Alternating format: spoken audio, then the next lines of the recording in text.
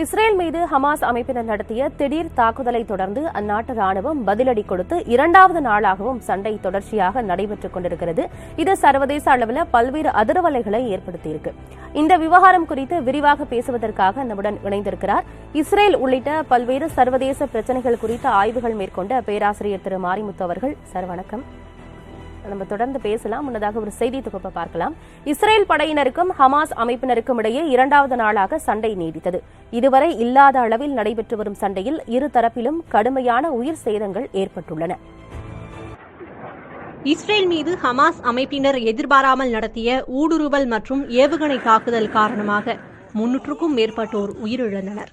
இதைத் தொடர்ந்து இஸ்ரேல் படையினர் பதிலடி தாக்குதலை தீவிரப்படுத்தினர். ஹமாஸ் ஆயுத குழுவினரின் ஆக்கிரமிப்பில் இன்னும் 8 பகுதிகள் இருப்பதாகவும் அனைத்து பகுதிகளும் முழு கட்டுப்பாட்டில் வரும் வரை ஹமாஸுக்கு எதிரான போர் தொடரும் என்றும் இஸ்ரேல் ராணுவம் தெரிவித்துள்ளது. 100க்கும் அதிகமான ஹமாஸ் குழுவினர் கொல்லப்பட்டுள்ளதாகவும், குறிப்பாக இஸ்ரேலுக்குள் ஊடுருவிய ஹமாஸ் படையினர் சுட்டுக் கொல்லப்பட்டதாகவும் இஸ்ரேல் ராணுவம் தெரிவித்துள்ளது. இஸ்ரேல் மீதான தாக்குதலை கருப்பு தினமாக அறிவித்த அந்நாட்டு பிரதமர் பெஞ்சமின் நெதன்யாகு, இஸ்ரேல் படையின் முழு ஆற்றலும் ஹமாஸின் ஆற்றலை அழிக்க பயன்படுத்தப்படும் என கூறினார். காசா பகுதியில் இருப்போரை உடனடியாக வெளியேறும்படி அவர் அறிவுறுத்தியுள்ளார். காசாவில் வங்கிகளை குறிவைத்தும் ஹமாஸ் உளவு பிரிவு தலைவரின் குடியிருப்பு, ஆயுத கிடங்குகளை குறிவைத்தும் ஏவுகணை தாக்குதலை இஸ்ரேல் தீவிரப்படுத்தியுள்ளது. காசாவில் 426 இடங்களை குறிவைத்து இஸ்ரேல் நாட்டு போர் விமானங்கள் தாக்குதல் நடத்தி வருகின்றன. இஸ்ரேலின் பதில் தாக்குதலில் காசா பகுதியில் 300க்கும் மேற்பட்டோர் உயிரிழந்துள்ளனர். காசா எல்லை அருகே உள்ள இஸ்ரேலிய மக்கள் அனைவரையும் 24 மணி நேரத்திற்குள் பாதுகாப்பான இடங்களுக்கு அப்புறப்படுத்த இஸ்ரேல் நடவடிக்கை எடுத்துள்ளது. ஹமாஸ் அமைப்பினருக்கு ஆதரவாக இஸ்ரேல் மீது லெபனானின் ஹெஸ்புல்லா அமைப்பினரும் தாக்குதலில் ஈடுபட்டுள்ளனர். ஹமாஸ் அமைப்புக்கு தங்களது ஆதரவை தெரிவிக்கும் வகையில் எல்லைப் பகுதியில் ஏவுகணைகளை வீசி தாக்குதல் நடத்தியதாக அந்த அமைப்பினர் தெரிவித்துள்ளனர். திரு மாரிமுத்து அவர்கள், இஸ்ரேல் படையினருக்கும் ஹமாஸ் அமைப்பினருக்கும் இடையே தொடர்ச்சியாக மோதல் போக்கு அப்படிங்கிறது ரொம்ப காலங்களாகவே இருந்துட்டு இருக்கு இல்லையா? நூற்றாண்டு காலமாகவே இந்த ஒரு பிரச்சனை இருந்துட்டு இருக்கு அப்படின்னு சொல்றாங்க. அதனுடைய பின்னணி குறித்து ஒரு சுருக்கமான ஒரு விளக்கம். இந்த இஸ்ரேல் பாலஸ்தீனியன் பிரச்சனைங்கிறது வந்து பார்த்தீங்கன்னா கிட்டத்தட்ட இரண்டாம் உலகப் போர் பின்னணியில இருந்து ஆரம்பிக்கணும். ஏன்னா இஸ்ரேல் அப்படிங்கிற ஒரு நாடு எப்போ தோற்றுவிக்கப்பட்டதோ அப்பவே பல இஸ்லாமியர்களுக்கு மிகப்பெரிய ஒரு ஏமாற்றமாக இருந்தது. அது குறிப்பாக அங்கே இருக்கிற பாலஸ்தீனியர்கள் தங்களுடைய நிலங்கள் பறிக்கப்பட ஆரம்பமாகவே அதை நினைக்க ஆரம்பித்தாங்க. ஸோ அதனுடைய அந்த ஒரு ஏமாற்றத்தின் தொடக்கம் தான் அங்கேருந்து ஆரம்பித்து கிட்டத்தட்ட 75 வருடமாக அந்த போராட்டங்கள் தொடர்ச்சியாக பல்வேறு படிநிலைகளில் தொடர்ச்சியாக நடந்துக்கிட்டே இருக்குது. இப்போ நேற்றைய தினம் ஹமாஸ் அமைப்பினர் திடீர்னு ஒரு தாக்குதலை நடத்தியிருக்காங்க. ரொம்ப தீவிரமாக அந்த அலெக்சா தன்னுடைய கண்ட்ரோலில் எடுக்கணும், கட்டுப்பாட்டில் எடுக்கணும்னு சொல்லி இஸ்ரேலிய பாதுகாப்படை ஒரு விதமான முடிவில் இருந்த மாதிரி அங்கே அமைதியாக தொழுகை நடத்த போகிற பெண்களாக இருக்கட்டும், முதியவர்களாக இருக்கட்டும், குழந்தைகளாக இருக்கட்டும் ஒரு இடைஞ்சல் பண்ணுறாங்கன்னு சொல்லி ஒரு வீடியோக்கள் ஒரு வீடியோ மட்டும் கிடையாது, பல வீடியோக்கள் அந்த பாலஸ்தீன மத்தியில் பரவ ஆரம்பிச்சது. ஸோ இது முதலாவது காரணம். ரெண்டாவது காரணம் பார்த்தீங்கன்னா வழக்கமாக சொல்கிற அதே பாலஸ்தீனர்கள் அதிகமாக கட்டுப்பாட்டு விதிக்கிறாங்க, நடமாட தடை இல்லாட்ட பொருளாதார தடை இருக்குது. அந்த அப்புறம் ஆக்கிரமிப்பு செய்யப்பட்ட அந்த செட்டில்மெண்ட் ஏரியா அங்கே நிறைய பாலஸ்தீனர்கள் கட்டுப்படுத்துகிறாங்க, நடமாட தடை விதிக்கிறாங்க. இந்த மாதிரி மூன்றாவது காரணம். இந்த 3 காரணங்கள்னால தான் இது 3க்கும் அது மட்டும் இல்லாமல் அவங்களுடைய ஒரு என்ன பார்த்தீங்கன்னா அவங்களுடைய இந்த தாக்குதலுடைய இன்னொரு முக்கியமான நிகழ்ச்சியாக பார்த்தீங்கன்னா 1967 வருட போருடைய 50வது நினைவு தினம் அக்டோபர் 6 ஆரம்பிக்குது. அந்த போருடைய ஒரு தொடர்ச்சியாகவே இந்த தாக்குதலை கூட பார்க்குறாங்க ஒரு சில ஆய்வாளர்கள். ஏன்னா இதுதான் இந்த 3 முக்கியமான காரணங்கள் தான். ஒன்று பார்த்தீங்கன்னா அலெக்சா, அதனால தான் இந்த தாக்குதலுடைய பேரை பார்த்தீங்கன்னா அலெக்சா ஃப்ளட் அல்லது அலெக்சாவுடைய வெள்ளம். அந்த வெள்ளம் மாதிரி அவங்க தாக்குதல் ஏவுகணை அந்த மாதிரி ஏவுகிறாங்களோ இல்லாட்டா அந்த அளவுக்கு அந்த பாலஸ்தீன ஹமாஸ் இயக்கத்தினர் தரைகள் மூலமாகவும் வான்வழி மூலமாகவும் கடல் மூலமாகவும் 3 வழியும் தாக்குதல் நடத்துறாங்க. அதனால இப்போ மத ரீதியாக இல்ல இன ரீதியான ஒரு பிரச்சனையா இல்ல எல்லை பிரச்சனை இல்ல தங்களுடைய வாழ்விடங்கள் அந்த பிரச்சனையை எடுத்துக்கணுமா? நம்ம தொடர்ந்து பேசுவோம். முன்னதாக ஒரு சிறிய செய்தி தொகுப்பு மட்டும் பார்க்கலாம். கண்டிப்பா. இஸ்ரேல் மீது ஹமாஸ் அமைப்பு நடத்திய தாக்குதலுக்கு இந்தியா கண்டனம் தெரிவித்துள்ளது. இந்த விவகாரத்தில் இந்தியாவின் நிலைப்பாட்டை உலக நாடுகள் உன்னிப்பாக கவனித்து வருகின்றன.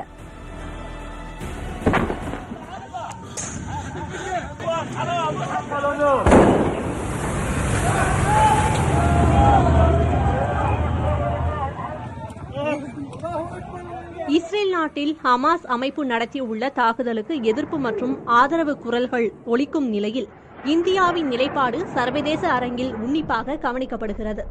இதற்கு முன்பு பல சந்தர்ப்பங்களில் பாலஸ்தீன மக்களுக்கு ஆதரவாகவும் போருக்கு எதிராகவும் இந்தியா குரல் கொடுத்துள்ள நிலையில் தற்போது இஸ்ரேல் நாட்டின் மீது நடைபெற்றுள்ள தாக்குதலுக்கு உடனடியாக கண்டனம் தெரிவித்த நாடுகளின் பட்டியலில் இந்தியா இடம்பெற்றுள்ளது.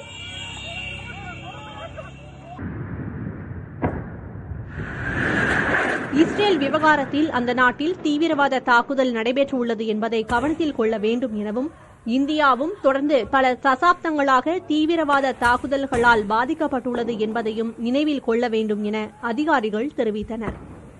மேலும் சமீப வருடங்களாக இந்தியா இஸ்ரேல் உறவு நெருக்கமாகி வருகிறது எனவும் இஸ்ரேல் பல பாதுகாப்புத்துறை தொடர்பான தொழில்நுட்பங்களை இந்தியாவுக்கு அளித்துள்ளது எனவும் நிபுணர்கள் குறிப்பிடுகின்றனர். இஸ்ரேல் பிரதமர் பெஞ்சமின் நெதன்யாகு மற்றும் பிரதமர் நரேந்திர மோடி இடையே நட்பு வலுவாக உள்ளது என்பதையும் அவர்கள் சுட்டிக்காட்டினர். G20 மாநாட்டில் ரஷ்யா யுக்ரைன் போர் நிறுத்தத்துக்கு ஆதரவாக தீர்மானம் நிறைவேற்றுவதில் வெற்றி பெற்ற நிலையில் இஸ்ரேல் விவகாரத்தில் இந்தியாவின் நிலைப்பாடு கூடுதல் முக்கியத்துவம் பெறுகிறது.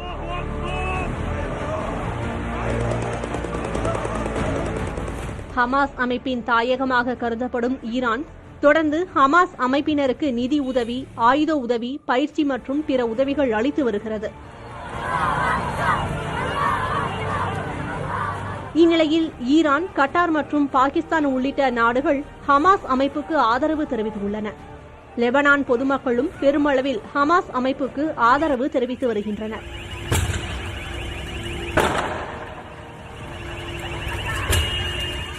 அதே சமயத்தில் அமெரிக்கா, பிரிட்டன், கனடா, பிரான்ஸ் மற்றும் ஜெர்மனி ஆகிய நாடுகள் இஸ்ரேலுக்கு தங்கள் ஆதரவை தெரிவித்து ஹமாஸ் தாக்குதலுக்கு கடும் எதிர்ப்பு தெரிவித்துள்ளன. ரஷ்யா உள்ளிட்ட சில நாடுகள் போர் நிறுத்தம் தேவை என வலியுறுத்தியுள்ள நிலையில் துருக்கி மற்றும் சவுதி அரேபியா போன்ற நாடுகள் எத்தகைய நிலைப்பாட்டை தெரிவிப்பார்கள் என்பது உன்னிப்பாக சர்வதேச அரங்கில் கவனிக்கப்படுகிறது. புதிய தலைமுறைக்காக டெல்லியில் இருந்து கணபதி சுப்பிரமணியம். திரு மாரிமுத்து அவர்கள், இந்த பாலஸ்தீனியர்கள் மற்றும் இஸ்ரேலியர்கள் இருவருக்குமான இந்த ஒரு பிரச்சனை இப்ப நடந்துட்டு இருக்க மோதல், இது எல்லாமே இன ரீதியாக மத ரீதியாக தான் நடக்குது அப்படின்னு நம்ம புரிஞ்சுக்கணுமா? இல்ல பாலஸ்தீனியர்கள் தங்களோட நாட்டை நீங்க எங்களுக்கே கொடுங்க அப்படின்னு நாட்டு எல்லை பிரச்சனை அந்த மாதிரி எடுத்துட்டு போகணுமா? இல்லை, இது இந்த பிரச்சனையோட ஆரம்பத்திலிருந்தே இது ஒரு இன பிரச்சனையோ இல்லாட்ட ஒரு மத பிரச்சனையோ கிடையாது. இது ஒரு ஒரு தெளிவான ஒரு அரசியல் பிரச்சனை. அடிப்படையிலே பாலஸ்தீனியர்கள் தங்களுடைய நிலத்தை தாங்களே ஆளணும், நிர்வகிக்கணும் அப்படிங்கிறது அந்த பிரச்சனையுடைய ஒரு ஆரம்ப புள்ளி. அதே நேரத்தில் தங்களுடைய நிலத்தை இஸ்ரேல் ஆக்குப்பை பண்றாங்க, கண்ட்ரோல் பண்றாங்க, அதை கட்டுப்படுத்தணும். இதுதான் அவங்களுடைய முக்கியமான ஒரு விஷயமா இல்லை ஒரு எய்மா இருக்குது. அவங்களுடைய போராட்டத்துடைய ஹமாஸா இருக்கட்டும், இல்லாட்டா பாலஸ்தீன் அத்தாரிட்டியான பிஎல்ஏவா இருக்கட்டும், எந்த ஒரு பாலஸ்தீன அமைப்பா இல்லை பாலஸ்தீனியர்கள் பொதுவான பாலஸ்தீனோட எண்ணமா இருக்கட்டும், அவங்களுடைய அரசியல் உரிமையை எதிர்பார்க்கிறாங்க. இது எந்தவித அடிப்படையிலுமே எப்பயுமே ஒரு இன ரீதியாகவோ இல்லாட்டா ஒரு மத ரீதியான பார்வையில் நம்ம பார்க்க தேவையில்லை. ஆனா மற்ற நாடுகள் மேற்காசியால இருக்கிற மற்ற இஸ்லாமிய நாடுகள் அதை அவர்களுடைய ஒரு பார்வையில இது அங்கதான் மற்ற நாடுகள் தான் பாதி மத பார்வையிலையும் மற்ற பாதி இன்னொரு பாதி அரசியல் பார்வையில தான் பாக்குறாங்க. ஆனா பாலஸ்தீனியர்கள் தெளிவா இது ஒரு அரசியல் விவகாரம், இதுல மத விவகாரம் எதுவுமே கிடையாது. தன்னுடைய நிலத்தை ஒரு இஸ்ரேலிய நாட்டு அதிகாரங்கள், ஆட்சிகள் எல்லாமே சேர்ந்து கூட்டா கைப்பற்றுறாங்க. அதை நிறுத்தணுங்கிறது தான் அவங்களுடைய. அதை நிறுத்தது மட்டும் திரும்ப பெறணும். 1967 இருந்த நிலமாவது மறுபடியும் திரும்ப வாங்கணுங்கிறது தான் அவங்களுடைய ஒரு முக்கிய நோக்கமா இருக்குது. இப்ப இஸ்ரேல் மீது ஹமாஸ் அமைப்பினர் நடத்திய தாக்குதலுக்கு இந்தியா தற்போது கண்டனம் தெரிவிச்சிருக்காங்க. பல நாடுகளும் கண்டனம் தெரிவிச்சிருக்காங்க. இதற்கு முன்பு நடந்த போதுமே வரலாறுல பார்த்தோம் அப்படின்னா ஜவஹர்லால் நேரு காலத்திலயுமே பாலஸ்தீனியர்களுக்கு ஆதரவாக ஜவஹர்லால் நேரு பேசியிருந்தாங்க. அதாவது பாலஸ்தீனியர்களுடைய வாழ்வாதாரம், அவங்களோட பாதுகாப்பு உறுதிப்படுத்தப்படும் சொல்லியிருந்தாங்க. அதன் பிறகு இஸ்ரேலுடன் தான் இணக்கமா செயல்பட்டாங்க. இப்பவும் ஹமாஸ் அமைப்பினர் நடத்திய தாக்குதலுக்கு இந்தியா கண்டனம் தெரிவிச்சிருக்கு. இதை எப்படி நம்ம பாக்குறது? இதன் பிறகும் இந்தியாவோட நிலைப்பாடு இப்படியே தான் இருக்குமா? இந்தியா வந்து கிட்டத்தட்ட 1947 இஸ்ரேல் தோற்றுவிக்கப்பட்ட வருஷத்திலிருந்து இந்தியா வந்து அப்ஸ்டெயின் பண்ணாங்க. இஸ்ரேல்ங்கிற நாடு தோற்று அது உருவானதை வந்து ஆதரவு கொடுக்காங்களே இல்லையாங்கிறத வந்து தன்னுடைய நிலைப்பாடை வந்து நடுநிலை தான் சொன்னாங்க. அது ஒரு நடுநிலை வந்து அதனுடைய தொடர்ச்சி வந்து கிட்டத்தட்ட 1947 கிட்டத்தட்ட 2020 வரைக்குமே வந்து தொடர்ச்சியாக இருந்துகிட்டே இருந்தது. சமீப காலமாக தான் வந்து நம்மளுடைய பாதுகாப்பு காரணங்களாகவும் மற்றும் வந்து அரசியல் காரணங்களாகவும் தற்சமயம் தான் வந்து கொஞ்சம் வந்து இஸ்ரேலோட கொஞ்சம் நெருங்கிய தொடர்பு வச்சிருக்கோம். அதை தவிர்த்து பார்த்தீங்கன்னா இந்தியா எப்பயுமே தன்னுடைய நடுநிலையை வந்து எல்லா இடத்துலையுமே நிரூபித்து கொண்டே வந்திருக்குது. பாலஸ்தீனர்களுடைய அரசியல் உரிமையை வந்து வலியுறுத்துது. அதே நேரத்தில் இஸ்ரேலுடைய அவங்க இருப்பதற்கான உரிமையை வந்து இந்தியா வந்து குறிப்பிட்ட சதவீதம் வந்து ஆதரவு தெரிவிச்சிருக்குது. இந்தியா வந்து முழுவதுமாகவே இஸ்ரேலுக்கு வந்து வெளியே போகணும்னு சொன்னது கிடையாது. அதே மாதிரி பாலஸ்தீனியர்கள் வந்து முழுவதுமாகவே அந்த நிலத்தோடைய உரிமையாளர்கள்னு இந்தியா வந்து எப்பயுமே சொன்னது கிடையாது. இந்தியா எப்பயுமே தன்னுடைய நடுநிலையை வந்து நிரூபிச்சுக்கிட்டே இருக்கு. நேரு காலத்தில் இருக்கட்டும், அதன் தொடர்ச்சியாக வந்து கிட்டத்தட்ட 75 வருஷமா தற்சமயம் தான் தன்னுடைய பாதுகாப்பு பொருளாதார காரணங்களோ இல்லாட்ட தேவைன்னு கருதி அரசியல் சூழ்நிலையும் கருதி நம்ம கொஞ்சம் வந்து ஒரு 2-3 சமீப காலத்தில் வந்து இஸ்ரேலுக்கு ஆதரவாக வந்து சர்வதேச சங்கங்கள் வந்து ஓட்டு கூட போட்டிருக்கோம். இஸ்ரேல் ஹமாஸ் இடையே சண்டை தீவிரமடைந்துள்ள நிலையில் அந்த பகுதியில் உள்ள இந்தியர்களின் பாதுகாப்பை உறுதி செய்ய பல்வேறு நடவடிக்கைகள் எடுக்கப்பட்டுள்ளன. அது குறித்து விரிவாக பார்ப்போம். இஸ்ரேலில் சுமார் 20,000 இந்தியர்கள் உள்ளனர். இவர்கள் அனைவரும் பாதுகாப்பாக இருப்பதாக மத்திய அரசு தெரிவித்துள்ளது. அவரவர் தங்கியுள்ள இடங்களிலேயே பாதுகாப்பாக தங்கியிருக்க இஸ்ரேலில் உள்ள இந்திய தூதரகம் அவர்களுக்கு அறிவுறுத்தியுள்ளது. இந்தியர்கள் மருத்துவத்துறை, IT நிறுவனங்கள், தொழிற்சாலைகள் மற்றும் வைரம் வர்த்தகம் செய்யும் நிறுவனங்களில் பணிபுரிந்து வருகிறார்கள். இந்திய மாணவர்கள் பலர் இஸ்ரேலில் உயர்கல்வி பயின்று வருகின்றனர். இந்திய வம்சாவளியைச் சேர்ந்த கிட்டத்தட்ட 1,00,000 நபர்கள் இஸ்ரேல் குடிமக்களாக உள்ளனர். சனிக்கிழமை ஹமாஸ் அமைப்பு ராக்கெட்டுகளை ஏவி தாக்குதல் நடத்தியபோது இஸ்ரேல் நாட்டு மக்கள் பாம் ஷெல்டர் என அழைக்கப்படும் தரைக்கு அடியில் அமைக்கப்பட்டுள்ள பதுங்கு அறைகளில் பத்திரமாக தங்கும்படி அந்த நாட்டு அரசு அறிவுரை அளித்தது. அபாய சங்கு ஒலித்ததுமே மக்கள் பதுங்கு குழிகளுக்கு சென்றனர். இஸ்ரேல் ராணுவம் சுதாரித்துக் கொண்டு பதிலடி கொடுத்ததை தொடர்ந்து பொதுமக்கள் தங்களது இல்லங்களுக்கு செல்லலாம் என அறிவுறுத்தப்பட்டது. இஸ்ரேல் குடிமக்களைப் போலவே அங்கு தங்கியுள்ள இந்திய குடிமக்களும் தங்களுடைய இல்லங்கள் மற்றும் தங்கும் இடங்களுக்கு திரும்பிவிட்டனர் என அதிகாரிகள் தெரிவித்தனர். இதுவரை யாருக்கும் ஹமாஸ் அமைப்பினரின் தாக்குதலால் பாதிப்பு ஏற்பட்டதாக இஸ்ரேலில் உள்ள இந்திய தூதரகத்திற்கு எந்த தகவலும் வரவில்லை என அதிகாரிகள் தெரிவித்தனர். இஸ்ரேல் நாட்டில் உள்ள இந்திய தூதரக அதிகாரிகள் கள நிலவரத்தை உன்னிப்பாக கவனித்து வருகின்றனர். வெளியுறவுத்துறை அமைச்சகமும் இஸ்ரேல் ஹமாஸ் மோதலை கவனித்து வருகிறது. ஒருவேளை போர் மேலும் தீவிரமடைந்தால் இந்தியர்களை பத்திரமாக மீட்டு அழைத்து வருவதற்கான திட்டங்கள் தயாராகி வருகின்றன. தேவைப்பட்டால் இந்திய விமானப்படை விமானங்கள் மூலம் இஸ்ரேல் அரசின் உதவியுடன் அங்குள்ள இந்தியர்கள் தாயகம் அழைத்து வரப்படுவார்கள் என அதிகாரிகள் தெரிவித்தனர். டெல் அவிவ் விமான நிலையம் மற்றும் அந்த பகுதியில் உள்ள சிறிய விமான தளங்கள் இஸ்ரேல் பாதுகாப்பு படைகளின் கட்டுப்பாட்டில் உள்ளதால் மீட்பு பணிகளை நடத்துவதில் சிக்கல் ஏதும் இருக்காது எனவும் அதிகாரிகள் கருதுகின்றனர். புதிய தலைமுறைக்காக கணபதி சுப்பிரமணியம். பேராசிரியர் திரு மாரிமுத்து அவர்கள், இஸ்ரேலில் இருக்கும் இந்தியர்களுடைய பாதுகாப்பு உறுதிப்படுத்தப்பட்டிருக்கிறதாக மத்திய அரசு தொடர்ச்சியாக சொல்லிட்டே இருக்காங்க. தொடர்ந்து அறிவுறுத்தல்களையும் அவர்களுக்கு அங்க கொடுத்துட்டு இருக்காங்க. இப்போ இந்த மோதல், இந்த சண்டை அப்படிங்கிறது இன்னும் எவ்வளவு நாட்களுக்கு நீடிக்க வாய்ப்பு இருக்கு? இல்ல அங்க இருக்கக்கூடிய இந்தியர்களை நம்ம உடனடியாகவே தாயகத்திற்கு அழைத்து வரக்கூடிய சூழல் அங்க இருக்காப்ப? இந்த ஹமாஸ் தாக்குதலே வந்து நேற்று சனிக்கிழமை காலையில தான் ஆரம்பிச்சது. கிட்டத்தட்ட வந்து அந்த இஸ்ரேல் நேரப்படி காலை 6:30 மணிக்கு ஆரம்பிச்சிருக்காங்க தாக்குதலை. ஸோ அவங்களுடைய தாக்குதல் இன்னும் முடியலை. இன்னும் வந்து ஹமாஸ் நிறைய இடங்கள்ல இன்னும் கைப்பற்றி வச்சிருக்கிறாங்க. அந்த இடத்த வந்து திரும்ப வந்து இஸ்ரேல் படையினர் தன்னுடைய கட்டுப்பாட்டில் எடுப்பாங்க. அதை எடுத்தது மட்டும் இல்லாமல் இஸ்ரேல் படையினர் வந்து தங்களுடைய திருப்பி தாக்குதல் அவங்களுடைய வலிமையை வந்து மறுபடியும் வந்து மற்ற நாடுகளுக்கோ மற்ற பாலஸ்தீனிய ஹமாஸுக்கே வந்து தே வாண்ட் டு பனிஷ், அவங்கள வந்து தண்டிக்கணும் அப்படிங்கறதுல ரொம்ப உறுதியா இருப்பாங்க. தன்னுடைய நாட்டு டெரிட்டரியில யாரும் வந்து இது பண்ணா அவங்கள வந்து அவங்களோட சிவியரா வந்து பனிஷ் பண்ணணும் அப்படிங்கறதுல கடுமையா தண்டனை கொடுக்கணும். தன்னுடைய அதிகாரத்தை, தன்னுடைய வலுவை, தன்னுடைய ராணுவ பலத்தை வந்து காட்டணுங்கிறதுல வந்து ரொம்ப தெளிவா இருப்பாங்க. ஸோ இந்த பதில் தாக்கல் கிட்டத்தட்ட வந்து என்னுடைய கணிப்புப்படி கிட்டத்தட்ட வந்து இன்னும் ஒரு மாதத்துக்கு போவதற்கான வாய்ப்பு இருக்குது. ஏன் கேட்குறீங்கன்னா வந்து காஸ்ட்லீட் அப்படிங்கிற 2016 தாக்குதல் வந்து கிட்டத்தட்ட வந்து அப்படி தான் ஒரு சின்ன தாக்குதல் ஆரம்பித்தாங்க. கிட்டத்தட்ட 2000 ஏவுனாங்க. அதனுடைய தாக்குதல் பார்த்தீங்கன்னா 21 நாட்கள்ல இருந்து அவங்க 21 நாள்ல இருந்து 24 நாட்கள் வந்து திரும்ப பதிலடி கொடுத்தாங்க. ஸோ அதுதான் இங்கே வந்து அப்போயே 2000 போது இப்போ வந்து 5000 போது இன்னும் வந்து அவங்களுடைய தாக்குதல் வந்து முழு வீச்சில் நடைபெறும். இஸ்ரேல் பிரதமரே வந்து நேரடியாக சொல்லியிருக்காரு, நாங்கள் வந்து இப்போ வந்து நடத்த போகிறது வந்து ஆப்ரேஷன் நடத்த மாட்டோம், ரெய்டு நடத்த மாட்டோம், நாங்கள் நேரடியாக வாரில் வந்து இறங்கிட்டோம், வி ஆர் அட் வார் அப்படிங்கிறார். நேரடியாகவே டிக்ளேரிங் வார் அகேன்ஸ்ட் ஹமாஸ்.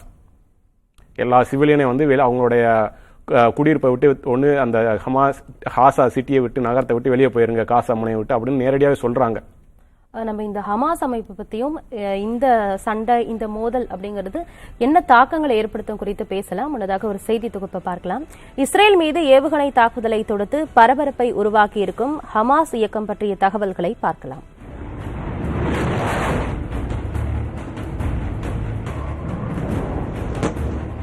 பாலஸ்தீனத்தின் காசா பகுதியை கட்டுப்பாட்டில் வைத்திருக்கும் ஹமாஸ் இயக்கம் 1980களின் இறுதியில் தொடங்கிய முதலாவது பாலஸ்தீன எழுச்சியின் போது ஷேக் யாசின் என்பவரால் உருவாக்கப்பட்டது. தற்போது இதன் தலைவர் இஸ்மாயில் ஹனியே. மேற்கு கரையிலும் காசாவிலும் இஸ்ரேலின் ஆக்கிரமிப்பை தடுத்து நிறுத்துவதற்காக தொடங்கப்பட்ட அமைப்பு இது. இஸ்ரேலை அழிக்க வேண்டும் என்ற இந்த இயக்கத்தின் தொடக்க சாசனத்திலேயே குறிப்பிடப்பட்டுள்ளது. 1990களில் இஸ்ரேலுக்கு எதிராக குண்டுவெடிப்புகளையும் தற்கொலைப்படை தாக்குதல்களையும் நடத்தியிருக்கிறது இந்த அமைப்பு. இஸ்ரேல், அமெரிக்கா, ஐரோப்பா, கனடா, ஜப்பான் உள்ளிட்ட நாடுகள் இந்த அமைப்பை பயங்கரவாத பட்டியலில் வைத்திருக்கின்றன. ஆனால் தொடக்க காலத்தில் இஸ்ரேலுக்கு எதிரான வன்முறைகளை நடத்திய ஹமாஸ் இயக்கம் பிற்காலத்தில் ஜனநாயக பாதைக்கு திரும்பியது. இதற்கு ஆதாரமாக இருப்பது 2006ஆம் ஆண்டு நடந்த பாலஸ்தீன பொது தேர்தல். இந்த தேர்தலில் யாசர் அராஃபத்தால் உருவாக்கப்பட்ட ஃபதா இயக்கத்தை எதிர்த்து களமிறங்கியது ஹமாஸ். யாரும் எதிர்பார்க்காத வகையில் ஃபதாவை வீழ்த்தி பாலஸ்தீனத்தின் மாபெரும் அரசியல் இயக்கமாக உருவெடுத்தது. கூட்டாட்சி அமைக்கப்பட்டது. இந்த அமைதிச் சூழல் வெகு நாட்கள் நீடிக்கவில்லை. 2007ஆம் ஆண்டில் ஃபதா இயக்கத்துடனான கருத்து வேறுபாடு மோதலாக வெடித்தது. மோதல் பெரும் ஆயுத சண்டையாக உருவாகி இரு இயக்கங்களும் நிரந்தரமாக பிரியும் நிலைக்கு தள்ளப்பட்டன. மேற்கு கரையிலிருந்து ஹமாஸ் இயக்கம் விரட்டப்பட்டது. புவியியல் ரீதியாக மேற்கு கரையிலிருந்து தனித்து இருக்கும் காசா பிராந்தியத்திற்குள் ஹமாஸ் முடங்கியது. இங்கிருந்தபடியே இஸ்ரேலை நோக்கி ராக்கெட்டுகளை ஏவி தாக்குதல் நடத்துவதை வழக்கமாக கொண்டுள்ளது இந்த இயக்கம். இதன் ஒட்டுமொத்த ராணுவ பலமே இதுபோன்ற ராக்கெட்டுகள் தான். இஸ்ரேலின் படை வலிமைக்கு முன்னால் இது ஒன்றுமே இல்லை. மேற்குலகம் முழுவதுமே பயங்கரவாத இயக்கமாக பார்த்தாலும் காசா பிராந்திய மக்களுக்கு ஹமாஸ் தான் அரசாங்கம். திரு மாரிமுத்து அவர்கள், ஏற்கனவே ரஷ்யா யுக்ரைன் போரே வந்து சர்வதேச அளவில் பெரிய தாக்கத்தை ஏற்படுத்தி இருந்துச்சு. இப்ப இந்த இஸ்ரேல் ஹமாஸ் அமைப்பு இடையே நடக்கும் இந்த சண்டை, இந்த மோதல், இதுவும் ஒரு பெரிய தாக்கத்தை ஏற்படுத்தக்கூடுமா சர்வதேச அளவில்? கண்டிப்பா வந்து இந்த இஸ்ரேல் ஹமாஸ் போர் வந்து பொருளாதார குறிப்பா வந்து சொல்லணும்னா வந்து எண்ணெய் விலையின் மேல வந்து மிகப்பெரிய ஒரு தாக்கத்தை ஏற்படுத்தும். கச்சா எண்ணெயினுடைய ஏற்றுமதி இறக்குமதியில் உற்பத்தியோட அதனுடைய விலை நிர்ணயிக்கிறதுல வந்து முக்கியமாக வந்து என்னுடைய தாக்கத்தை வெளிப்படுத்தும். அதே மாதிரி இந்த பாதுகாப்பு அமைப்பு, இந்த ஹமாஸ் இஸ்ரேல் இந்த போருக்கு அப்புறம் வந்து பார்த்தீங்கன்னா பாதுகாப்புடைய நடவடிக்கை வந்து வேறு வித அடுத்த கட்டத்துக்கு வந்து எடுத்து செல்லுவாங்க. எந்தவித பாதுகாப்பு சோதனைகளாக இருக்கட்டும், இல்லாட்ட பாதுகாப்பு முறைகளாக இருக்கட்டும், இஸ்ரேல் வந்து இந்த போருக்கு அப்புறம் வந்து புதிய ஒரு கட்டத்துக்கு வந்து மாறுவாங்க. ஏன்னா வந்து மிகப்பெரிய அளவு 1947 மிகப்பெரிய அளவில் ஒரு தாக்குதலை சந்திச்சிருக்காங்க. அவங்க தன்னுடைய தன்னுடைய காவலை வந்து தன்னுடைய செக்யூரிட்டியை வந்து எவாலுவேட் பண்ணுவாங்க. எந்த இடத்துல வந்து லேப்ஸ் ஆகிருக்கு, எந்த இடத்துல வந்து தவறி இருக்கும் அப்படிங்கிறத வந்து இது பண்ணி அது வந்து மிகப்பெரிய ஒரு இம்பேக்ட் வந்து பாதுகாப்பு துறையில் வந்து மிகப்பெரிய ஒரு தாக்கத்தை ஏற்படுத்தும். பொருளாதார காரணங்கள், அரசியல் காரணங்கள் வந்து இனிமேல் தான் நமக்கு வெளியே வரும். ஏன்னா சண்டை இப்போ தான் ஆரம்பிச்சிருக்கு. இன்னும் வந்து இஸ்ரேல் தன்னுடைய தாக்குதலை வந்து ஆரம்பிக்கலை. அந்த விளைவுகளுடைய தாக்கம் வந்து எந்த அளவுக்கு இருக்குங்கிறத வந்து இனிமே வர்ற நாட்கள்லயோ இந்த வாரங்கள்ல அது நமக்கு தெரிய வரும். இப்ப இஸ்ரேல் படை மற்றும் ஹமாஸ் அமைப்பு இந்த இருவருடைய தாக்குதலுக்கான பின்னணி என்ன, அதனுடைய தாக்கம் எதிர்காலத்தில் எப்படி இருக்கும் குறித்து பல்வேறு விஷயங்களை ஷேர் பண்ணிக்கிட்டீங்க. நன்றி திரு மாரிமுத்து. தேங்க்யூ.